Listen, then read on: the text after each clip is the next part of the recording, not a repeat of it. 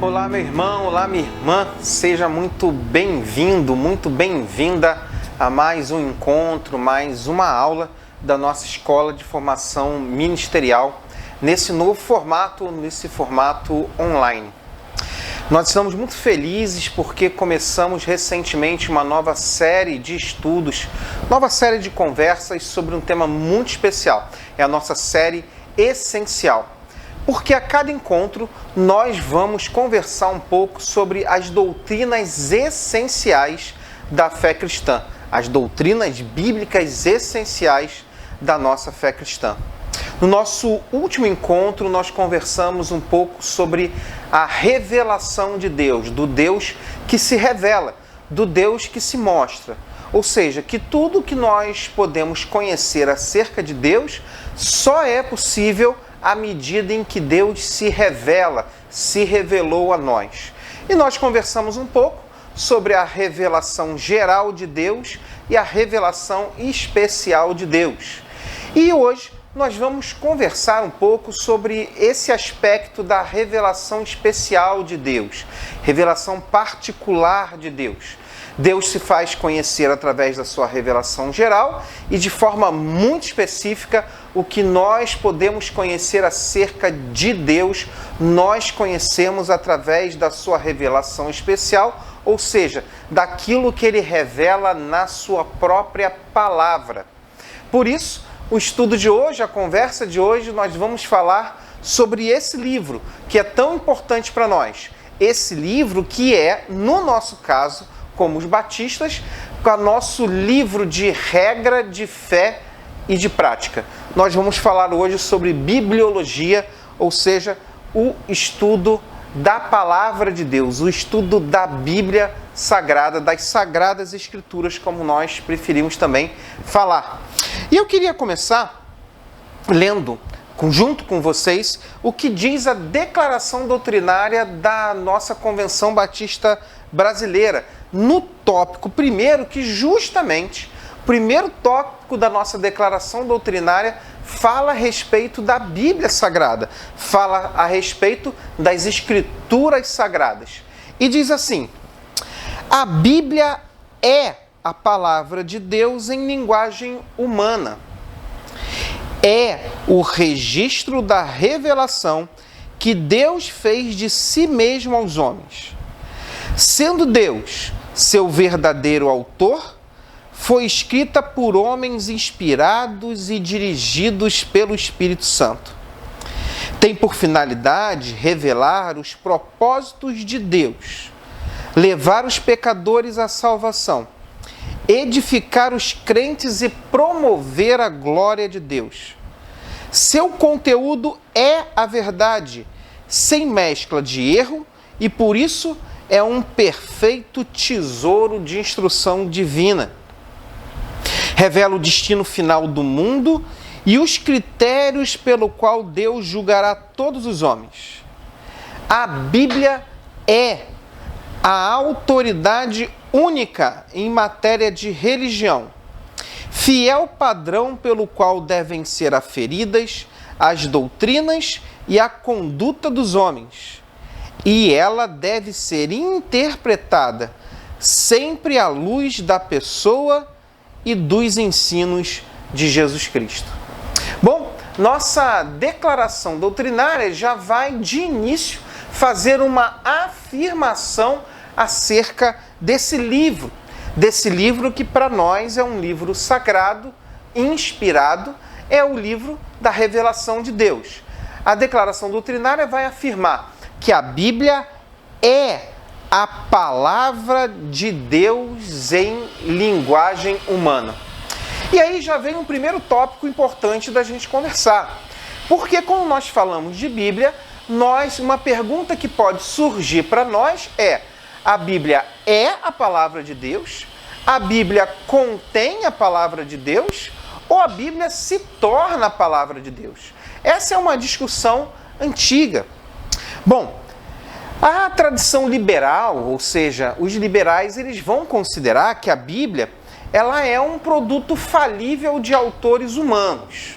Ou seja, ela contém um relato do pensamento do homem acerca de Deus. Ou seja, ela não é a palavra de Deus, mas ela contém informações, relatos dos homens acerca de Deus.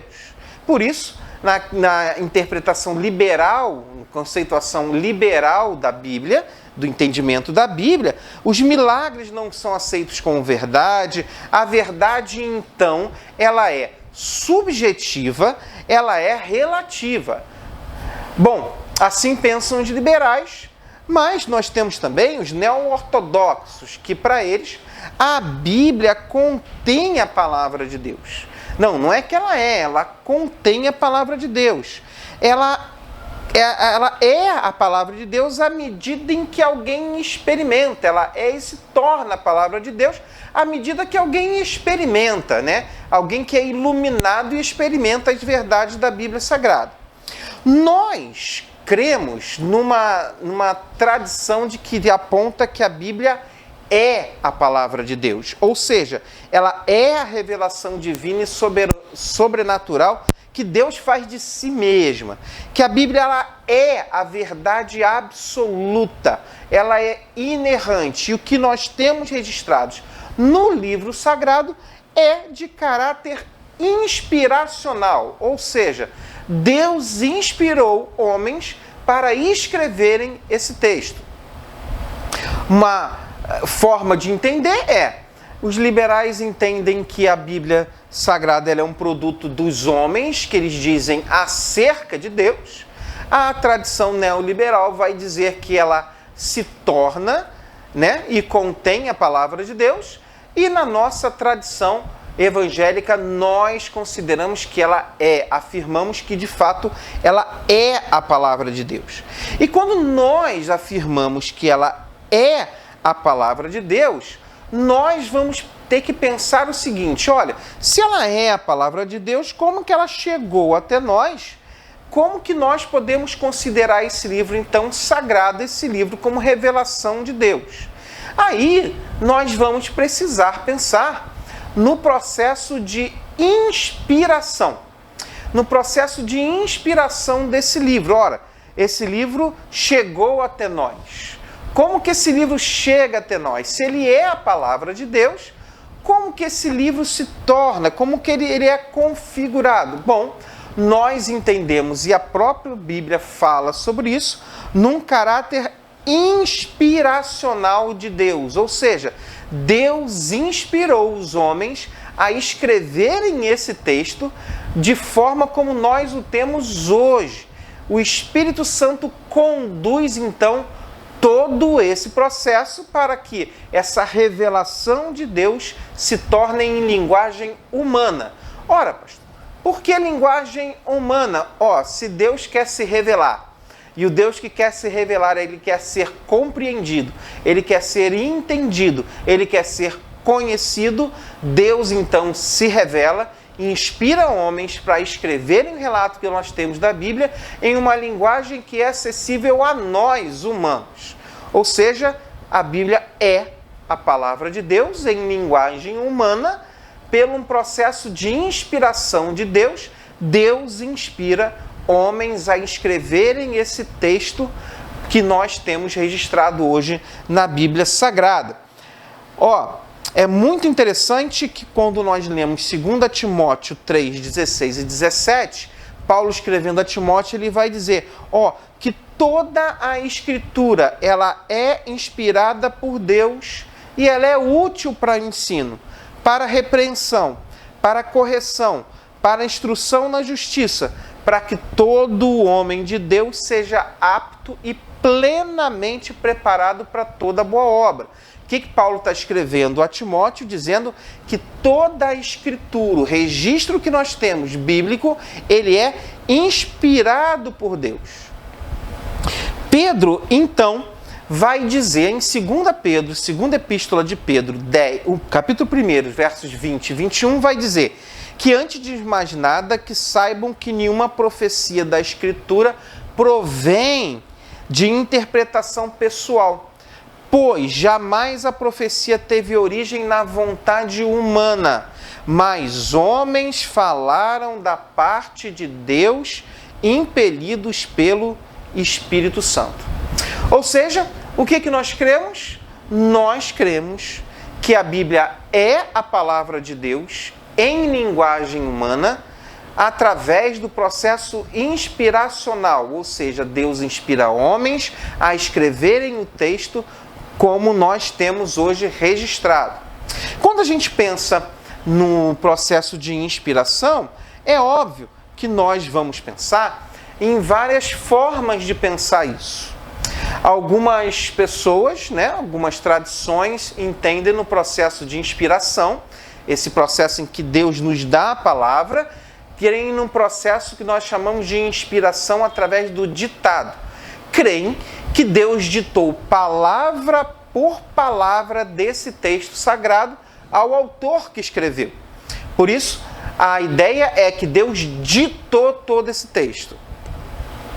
Há outras formas de entender a inspiração, é o processo de inspiração dinâmica. O processo de inspiração dinâmica vai dizer que o Espírito Santo conduziu todo o processo de formação bíblica, inspirando os pensamentos, conceitos, mas ele permitiu que os autores expressassem esses pensamentos na sua própria forma, na sua própria linguagem, na sua própria cultura. Na verdade, esse é o processo de inspiração que nós acreditamos ser o mais possível para nós, ou seja, aquele que nós acreditamos. Por quê? Nós acreditamos que o Espírito Santo conduziu todo o processo inspiracional da Bíblia. Ele conduz os autores a escreverem aquilo que ele gostaria que fosse escrito, mas respeitando a sua forma, a sua linguagem e a sua cultura. É por isso que nós temos vários tipos de escrita na Bíblia. Esse processo de inspiração. Por isso nós podemos crer que a Bíblia é a palavra de Deus em linguagem humana, através de um processo de inspiração. Deus inspira homens a escreverem esse texto. O Espírito Santo conduz e preserva, e orienta todo esse processo para que o que esteja revelado aqui na Escritura Sagrada seja a expressão exata do que Deus gostaria que estivesse, mas permite que os autores façam esse escrito respeitando a sua forma, sua linguagem e a sua cultura. Temos então um relato do livro sagrado, aquilo que nós entendemos como inspiração. Agora, além do processo de inspiração, nós temos o processo de iluminação, ou seja, como é possível ler esse texto sagrado? Como é possível entender as suas verdades? Ora, como ele é um texto inspirado por Deus, a sua interpretação, a sua avaliação, o seu conhecimento precisa ser debaixo de um processo conduzido pelo próprio Espírito que inspirou a Escritura. Ou seja, homens e mulheres ao redor do mundo durante todos os tempos, eles recebem do Espírito Santo o processo de iluminação. Ou seja, para o entendimento da Escritura Sagrada, precisamos que o próprio Espírito, que foi o escritor, que ele possa nos iluminar, para que nós possamos compreender as Escrituras e assim aceitá-la o quê? Como verdade. Porque uma coisa é o livro, aceitarmos que a Bíblia é um livro, mas o homem só consegue aceitar que esse livro é a palavra de Deus e contém a verdade de Deus para nós através desse processo da iluminação do Espírito Santo. Ou seja, precisamos do Espírito Santo para que esse texto, esse livro, ganhe vida em nós. Por isso, temos aí esse livro que nos conduz. Agora, do que é composto esse livro que nós temos como regra de fé e de prática para nós? Ora, esse livro é composto por 2 testamentos, Antigo Testamento e o Novo Testamento. o Antigo Testamento vai contar a aliança de Deus com um povo, o povo de Israel. O Novo Testamento vai contar ou vai nos apontar para o ápice da revelação divina, que é a pessoa de Jesus Cristo. Por isso, tanto o Antigo Testamento como o Novo Testamento são absolutamente importantes para nós. E esse conjunto de livros que compõe esse texto sagrado que nós chamamos de Bíblia, esse conjunto de livros nós chamamos de cânon. Cânon significa régua de medir. O conjunto de livros que compõe essa grande enciclopédia divina para nós. Esse grande livro é composto o cânon do Novo Testamento e o cânon do Antigo Testamento. E nós reconhecemos, não temos nenhuma dificuldade em reconhecer que esse cânon foi sendo construído em vários processos que construíram a autenticidade desses livros reconhecidos como nós temos hoje no cânon sagrado. Por isso nós temos o cânon do Antigo Testamento, que é composto por 39 livros, e o cânon do Novo Testamento, composto por 27 livros. E esse cânon, esse conjunto de livros, tanto do Antigo Testamento como do Novo Testamento, eles se subdividem de acordo com a sua forma de escrita, ou com a sua intenção, com o objetivo pelos quais eles foram escritos. Por exemplo, no cânon do Antigo Testamento, nós temos os 5 primeiros livros chamados dos livros da lei, o Pentateuco, né? Composto por Gênesis, Êxodo, Levítico, Números e Deuteronômio. Né? Nós depois vamos entrar no processo dos livros históricos. Os livros históricos do Antigo Testamento compostos por Josué, Juízes, Ruth, 1º e 2º Samuel, 1º e 2º Reis, 1º e 2º Crônicas, Esdras, Neemias e Esther, compondo o quê? O tipo de literatura que compõe o cânon do Antigo Testamento desses livros é o tipo de literatura histórica. Depois nós temos os livros de poesia, Jó, Salmos, Provérbios, Eclesiastes, Cânticos dos Cânticos. Temos os profetas. 17 livros do Antigo Testamento estão na categoria da profecia. E, com relação aos profetas, eles se subdividem em profetas maiores e profetas menores. E isso não tem a ver com sua importância. Maiores porque são mais importantes e menores porque são mais importantes. São maiores e menores pelo conteúdo, pela quantidade de escritas. Profetas maiores temos Isaías, Jeremias, Lamentações, Ezequiel e Daniel. E nos profetas menores nós encontramos aí então o Oséias, Joel, Amós, Obadias, Jonas, Miqueias, Naum, Abacuque, Sofonias, Ageu, Zacarias e o Malaquias, compondo aí, Malaquias então finalizando o Antigo Testamento, sendo composto pelos livros da lei, livros históricos, poesia e profecia. Profetas maiores e profetas menores. Temos então a fechado o cânon do Antigo Testamento e agora queria falar um pouco para nós, sobre o cânon do Novo Testamento. Chegamos então no Novo Testamento, nessa nova aliança, nesse novo conjunto de livros, e o nosso Novo Testamento é formado inicialmente pelos evangelhos, Mateus, Marcos, Lucas e João, sendo que Mateus, Marcos e Lucas são conhecidos como os evangelhos sinóticos, e sendo João como o 4º evangelho. Sinótico porque Mateus, Marcos e Lucas têm uma estrutura muito parecida e tem muitos textos em comum, como que sendo escritos a partir de uma única fonte. A tradição nos aponta que o evangelho de Marcos é o mais antigo evangelho escrito, tendo Lucas e Mateus bebido da fonte de Marcos para sua escrita, mas o evangelho de João já não bebe de Marcos, já não recorre a Marcos como fonte, tem uma outra fonte independente em que ele é composto. Passado então os evangelhos, nós entramos num livro muito importante para nós, que é o livro histórico do Novo Testamento, o livro de Atos dos Apóstolos, que também poderia ser conhecido como Atos do Espírito Santo. É no livro de Atos, se nos evangelhos nós encontramos a história de Jesus contada, do seu nascimento até a sua morte e ressurreição, o livro de Atos, então, vai nos contar o que acontece com esses discípulos que andaram com Jesus a partir da ressurreição do Senhor Jesus. O livro de Atos é um livro muito importante para nós, porque no livro de Atos nós descobrimos, nós entendemos, nós temos a revelação de Deus para nós do que acontece com os discípulos de Jesus após a sua ressurreição e como nasce a partir daí isso que nós conhecemos como cristianismo, né?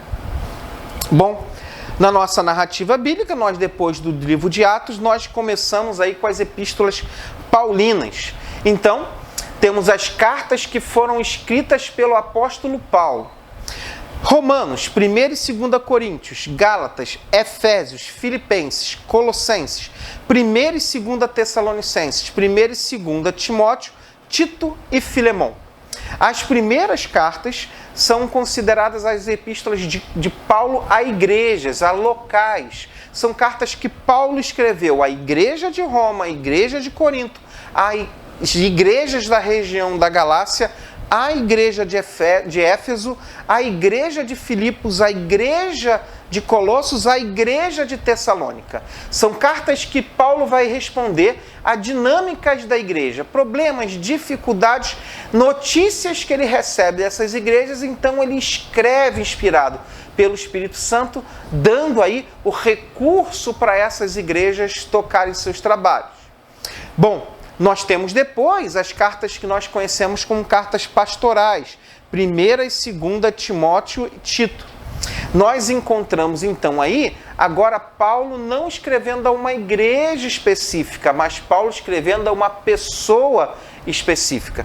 Então, nós encontramos os evangelhos, Atos dos Apóstolos, livro histórico do Novo Testamento, depois temos as epístolas paulinas e depois nós temos na narrativa bíblica as epístolas gerais.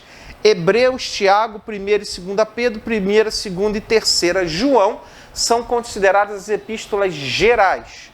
E após dela, fechando então o Novo Testamento, nós encontramos a literatura apocalíptica, o livro de Apocalipse, fechando então aí o nosso Novo Testamento. É muito interessante a gente pensar que quando nós lemos o Novo Testamento, nós temos uma ideia de que ele é escrito de forma cronológica, ou seja, de que a sequência que nós temos dos livros da Bíblia, eles estão sendo ali arrumados, organizados à medida em que eles estão sendo escritos. Ou seja, nós podemos ser levados a pensar que o Evangelho de Mateus foi o primeiro a ser escrito, primeiro a ser registrado, e o Apocalipse o último. Bom, eu queria te dizer que essa cronologia não é correta.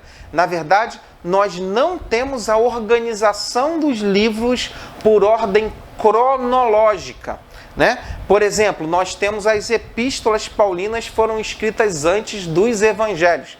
Os evangelhos, na verdade, foram os últimos a serem escritos. Então, a Bíblia não está organizada de forma cronológica, mas está organizada por tipo de literatura. Evangelhos, livro histórico, epístolas paulinas, epístolas gerais e literatura apocalíptica, o nosso querido Apocalipse. Bom, nós temos algumas dificuldades com relação à leitura e interpretação da Bíblia. Isso por quê? Porque nós temos três grandes dificuldades para a interpretação do texto bíblico. Temos três grandes abismos que nós chamamos. Primeiro é o abismo cultural, ou seja, no tempo em que o texto está sendo escrito, nós temos questões culturais que são muito distantes para nós hoje. Nós temos o abismo gramatical, ou seja, a Bíblia foi escrita em hebraico, aramaico e grego. Então, nós temos uma distância dessas línguas originais. E o terceiro abismo é o abismo literário. Ele foi escrito por vários autores em vários momentos diferentes.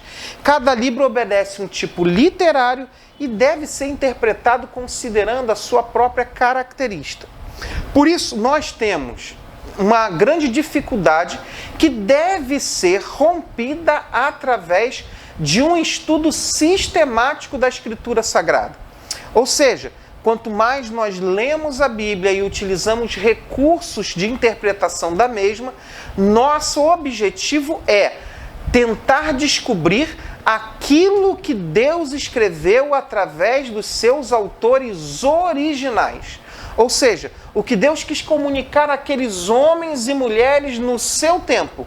E aí, descobrindo o que Deus comunicou àqueles homens e mulheres, nós fazemos uma transposição cultural, uma transposição, uma contextualização, e aí vamos entender o seguinte: o que é que Deus deseja de nós, o que Deus quer comunicar a nós no tempo de hoje. Por isso, eu quero convidar você a mergulhar nesse livro que é a palavra de Deus em linguagem humana.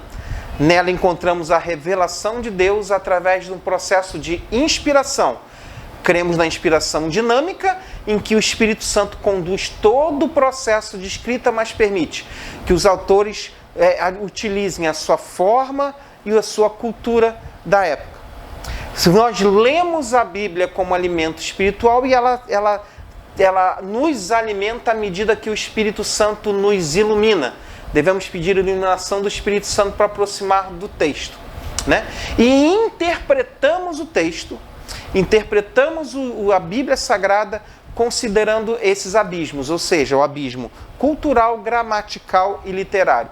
E nos aproximamos do texto com muita humildade para descobrir o que Deus queria comunicar a seus autores originais.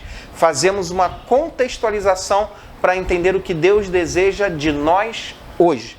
E assim, esse livro é o livro da nossa regra de fé e prática e conduz a nossa vida e a nossa fé. Que Deus abençoe muito você. Você tem uma dúvida? Você tem um comentário? Você tem uma pergunta a fazer? Coloca aí nos nossos comentários. Nós vamos ter o maior prazer de, durante a semana, responder para você. Bom estudo, que Deus abençoe muito a sua vida.